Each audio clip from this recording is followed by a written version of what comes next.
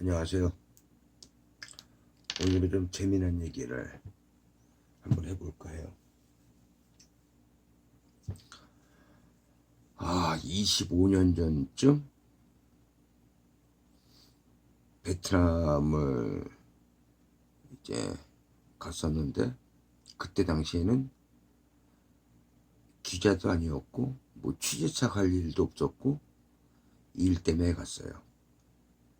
일 때문에 갔는데, 물론 옆에 통역해주는 사람이 있었죠. 그런데 통역하는 친구가 급한 일이 있어가지고 비행기 타고 호지민으로 다시 나가고, 나는 중부 윈영이라는데, 이제 한국 사람들은 퀸원이라고 보통 알고 있어요. 맹호 부대가 거기에서 베트공들이랑 많이 싸웠던 그런 곳인데요. 하여간 거기 남아 있었고, 나는 그냥 놔두고 급한 일로 호지민을 비행기 타고 갔다 올 테니까 좀 기다리라고 그러고, 그 사람은, 통역자는 비행기 타고 호지민으로 갔고 나 혼자 남았어요. 물론 베트남 말을 전혀 못했습니다. 신짜오 정도밖에.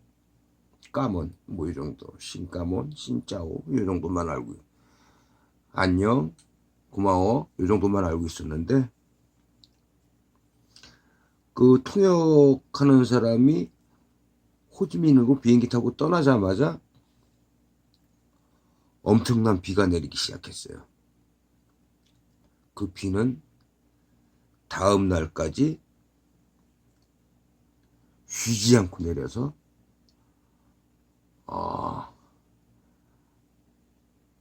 하수도 시설이 좋지 않은 베트남은 범람을 하기 시작했어요.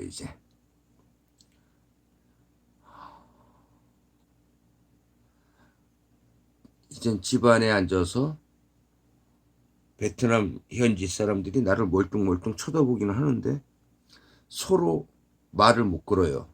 뭐 말을 걸어도 난 베트남 말을 못하고, 내가 뭐라고 물어볼 수도 없고. 그런데 그때 그 집에 6살, 7살 된 형제가 살고 있었거든요. 꼬맹이들이. 그래서 그 친구들을 눈여겨보게 됐어요. 때가 되면은 조인지 아주머니가 밥은 차려줬고요. 전 뭐 식성이 좋아서 다 잘 먹습니다. 근데 일단 말이 안 통하니까 답답해서 죽겠는 거예요. 근데 한 꼬마아이가 스케치북에다가 그림을 그리고 있어요. 숙제인가 봐요. 그래서 그 친구 하는 걸 다 보고 난 다음에 그거 좀 나 좀 달라고 손짓발짓해서 얘기를 했어요.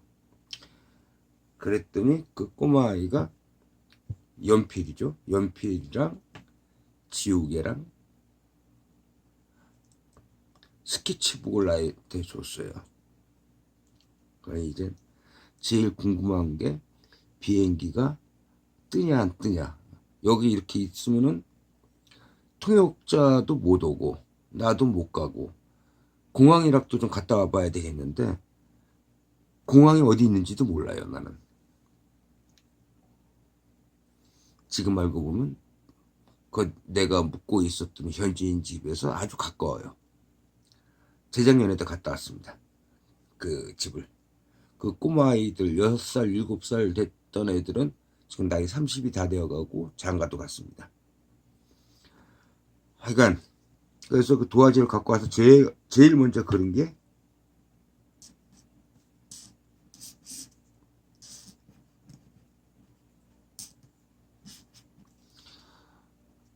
요렇게 그렸어요. 그랬더니 아이들이 와 하더니 메이베이 메이베이 그래요. 메이베이.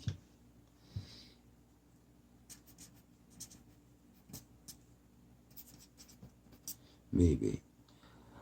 아마 메이베이라는 게 비행기를 메이베이라고 얘네들은 부르나 보다.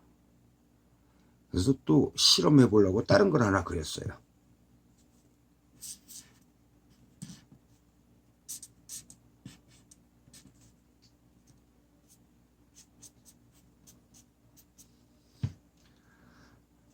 선풍기를 하나 그려봤더니 애들이 메이와 메이와 그래요. 아, 선풍기를 메이와라 그러는구나. 그래서 그 다음에는 이제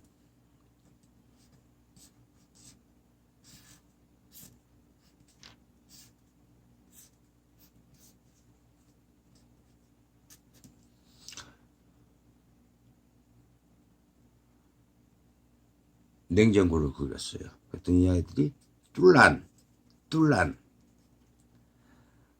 이제 이런 식으로 그 아이들이랑 이제 자꾸 단어를 외우고 옆에다 이렇게 한글로 쓰고, 이거를 내가 베트남어로, 지금이야 베트남어로 이렇게 메이 뭐 메이와 이렇게 쓸 수 있는데 그때 당시는 베트남어를 모르니까 한글로 이렇게 썼죠. 메이와. 그런데 나중에 알고 봤더니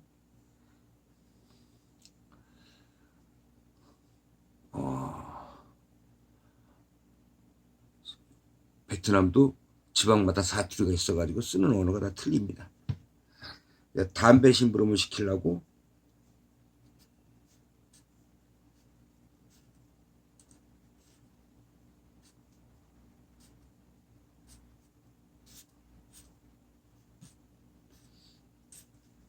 담배를 그리면은 훅톡 그래요. 훅톡. 베트남어로 이게 담배라는 뜻입니다. 그러면 담배랑 라이터를 사오라고 하고 싶어가지고 이제 라이터를 그려요.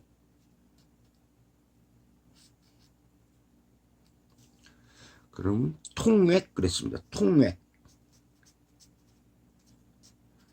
이런 식으로 이틀 동안 그 꼬마 아이들이랑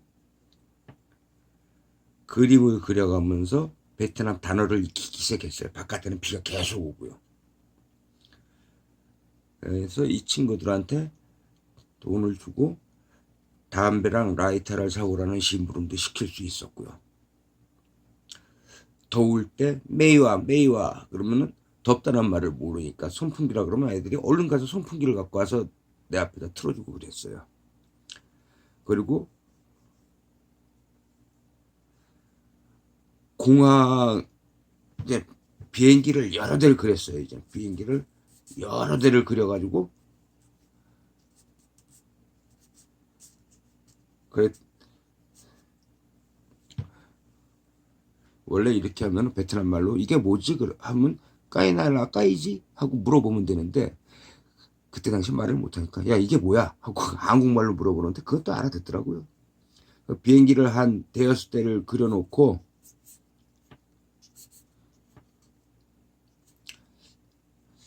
여기가 어디야? 그랬더니 애들이 쌍바이라 그랬어요. 쌍바이. 쌍바이가 공항이라는 뜻입니다. 그래서 공항에다 전화를 걸어서 영어가 되는 친구들에게 비행기가 뜨냐고 물어보고, 지금 비가 그치기 전에는 비행기가 뜰 수가 없다고 얘기하고 버스도 모두 하다못해 택시도 다닐 수가 없을 정도로 범람이 됐어요. 결국은 저는 이 아이들이랑 비가 그치고 통역하는 친구가 올 때까지 이 놀이를 해야 됐어요.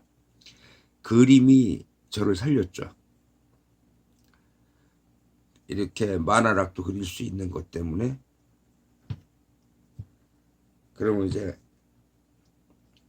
뭐든지 그림으로 다 되니까 배가 고프다 라는 말을 할 줄 알아야지 밥을 얻어먹고 군것질을 할 수 있어서 처음에는 사람을 그리고 몸을 그리고 배를 쏙 들어가게 이렇게 그려서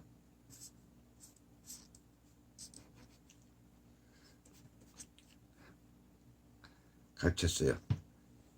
배도 내가 만져가면서. 그랬더니 애들이 하는 얘기가 더이부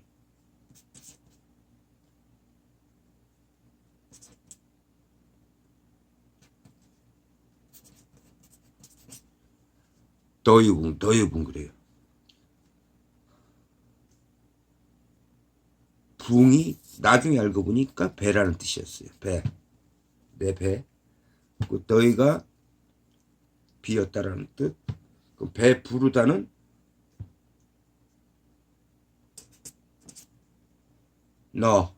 너라고 합니다. 너 붕 하면은 뭐 붕 하지 않아도 너 하면 꽉 찼다는 뜻이라 배가 부르다는 뜻이죠. 이제 급한 것부터 하나씩 배우고 이제 나중에는 1, 2, 3자 목, 하이, 바, 웅, 남, 사우, 베이, 땀, 찡, 모이 1, 2, 3, 4를 배우기 시작했어요. 왜냐면은 내가 어디 가서 뭘 사 먹고 싶어서 바뉴띠언 하거든요. 바뉴띠언.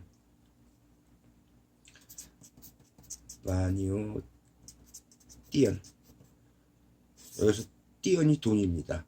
바뉴는 얼마라는 뜻이고, 바뉴띠언 하면은 그쪽에서 얼마라고 얘기를 하면은 숫자를 알아야지 얼마라고 얘기했는지를 아니까 처음엔 말이 안 통할 땐 큰 돈 주고 거시경돈을 그냥 받았는데 조금씩 덜 거실러 주는 것 같아요. 장사하는 사람들이. 그래서 이제 숫자를 외우고 그다음부터 이제 얼마냐, 너 몇 살이냐, 이름이 뭐냐 이런 말들을 배우고 한 일주일 사이에 벌어진 일이에요. 일주일 후에는 통역하는 친구들이 왔어요. 와서 더 이상 내가 뭐 어렵게 베트남 말을 할 필요가 없었고 통역하는 친구가 이제 자기 본분을 다해서 통역을 해주고 돌아다녔고 결국은 그 중부지방에서